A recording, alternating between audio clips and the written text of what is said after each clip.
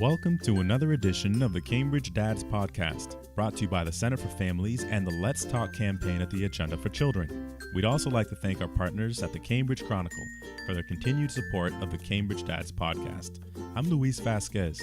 In this episode of the podcast, we're joined by Laurence Kimbrough, who takes us through a learning experience had with his own father while they built a puzzle together around the age of 8 or 9 years old.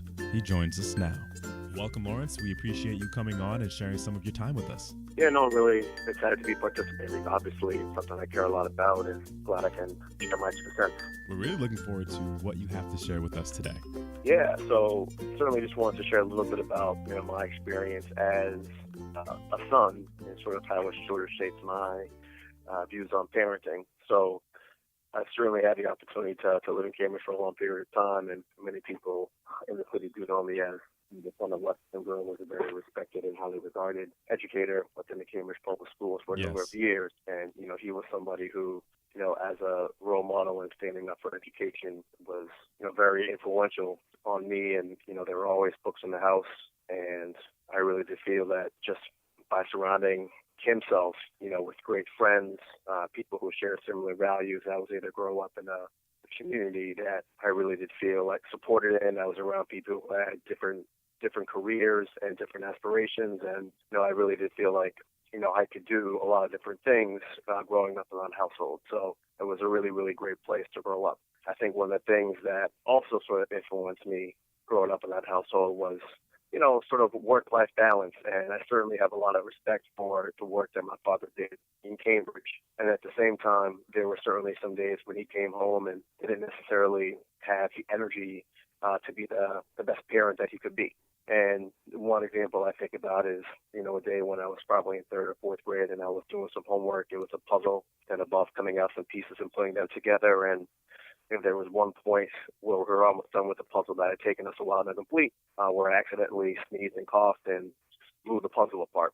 And I remember my dad being really upset and frustrated about the fact that the puzzle was no longer together. And, it certainly was not my intention to do away with all the work that we had done. It was really simply just a mistake. Right. But the fact that my father was really sort of upset and frustrated with me, looking at that in hindsight, makes me think about, just the amount of mental energy that he had to put into his work as a teacher, as a role model, as a dean of students, during his time at Cambridge Latin, and sort of made me reflect a little bit on my role as a parent and, who I want to be giving the majority of my mental energy to. And I want to be able to give my mental energy and support to my daughter and, to my family. And so I think that's something I've been thinking a lot about in regards to, him being a father.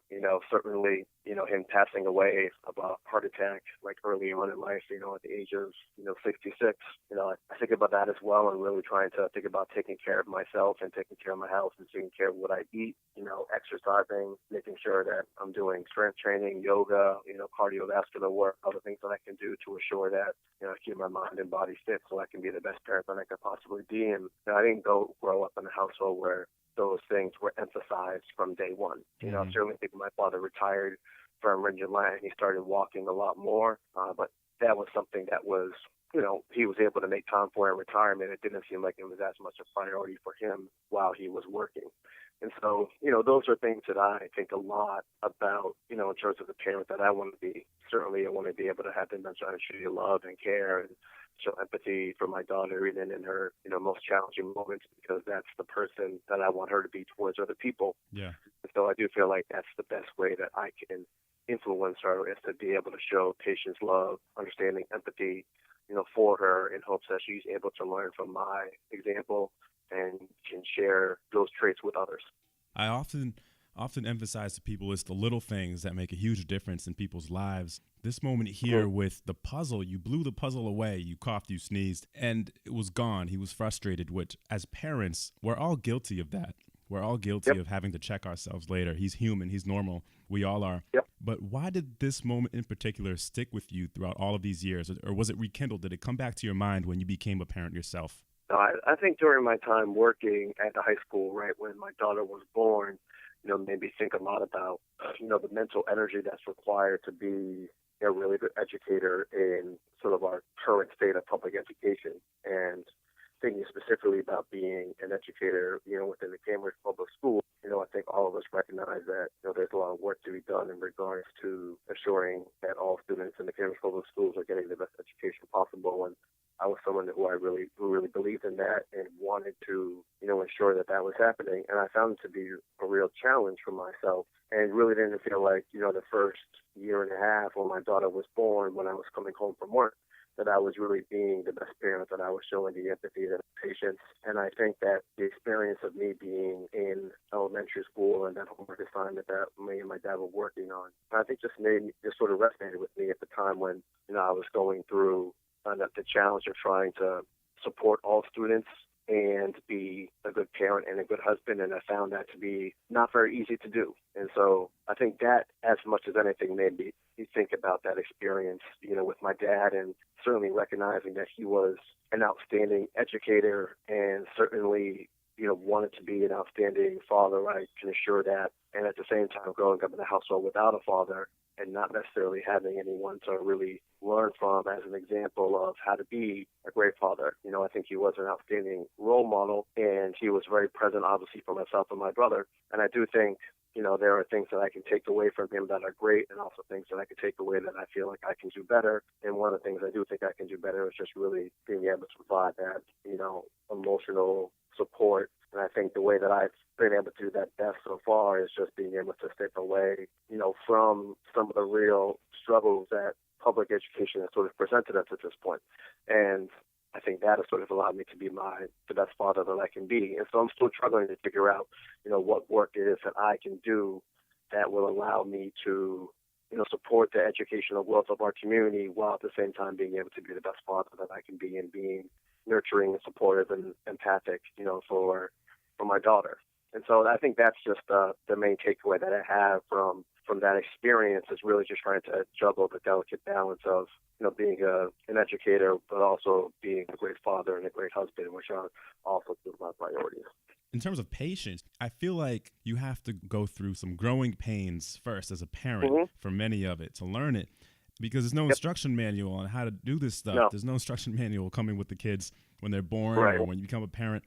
What advice would you give to fathers who are squeezed for time, who have a hard time leaving work at the door and just wish they could chip away at this? What would you say to maybe a young father?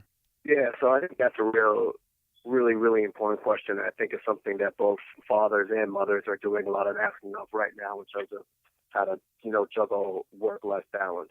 I think the thing that I'm thinking about most is visioning, myself, whether it be on my deathbed, or visioning, my daughter maybe 30, 35 years from now, and sort of the person that I want her to be, and thinking about who the person that I need to be for her is, in order for her to get there.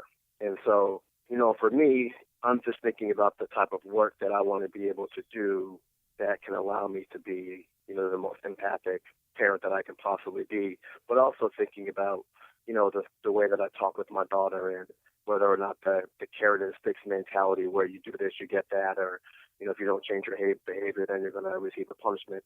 What sort of lessons, that is really teaching her, and really trying to get her to think about, her actions, certainly holding her to high expectations and wanting her, to be her best self, and at the same time recognizing that she's four, that she requires patience, that she doesn't have everything figured out quite yet, and that as the adult in this relationship, in this dynamic, that I have a lot of influence on, and I have the ability to control my behavior, my reactions, the interactions that I have with her, and the love that I show her when, she's struggling with her own behavior.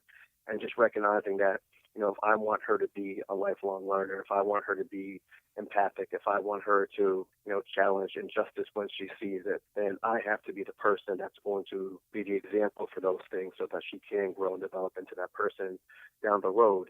So, I feel like for me, I really do begin, my parenting and my interaction with just thinking about what it is that I want for her moving forward, and really thinking about the interactions that I have with her, the behavior that I show her, the example that I am for her, in order for her to, to be that person down the road who, I guess I would be excited to continue to have conversations with, moving forward. So I think for me, it really is about just, being proactive, looking at parenting books that I feel like support many of the ideals that I want for my child, and being that example that I want her to be down the road. So, beginning with the end in mind, and really just thinking about being the person that I feel like I would want her to be down the road. Absolutely. Laurence, thank you so much for joining us today. That was very insightful, and I know a lot of dads will take an immense amount of knowledge away from that. Keep being a great leader in our community, and of course, keep being a great dad. Thanks for joining us. First and foremost, that's my top priority. So I certainly appreciate you giving me the opportunity to share my opinions, and I appreciate your work as well for the fathers in Cambridge. Thank you. And that does it for this edition of the Cambridge Dads Podcast. Thank you again to Laurence Kimbrough for joining us today, and thank you, the listener, for tuning in. There are several ways to stay connected to fatherhood in Cambridge, but the best way, the easiest way to have it in the palm of your hand is by texting the word father to 95577. Text the word father to 95577 to get hooked up with the Fatherhood Text Campaign out of the Center for Families. Thank you again to the Center for Families and the Let's Talk campaign at the Agenda for Children and the Cambridge Chronicle for helping us get this out into the community. All the best. Signing off, I'm Luis Vasquez. Have a great one. Opinions, views, or content expressed by any guest of the Cambridge Dads Podcast is solely of their own and not said on behalf of the Center for Families, the Agenda for Children, the Cambridge Chronicle, or the City of Cambridge and other affiliations.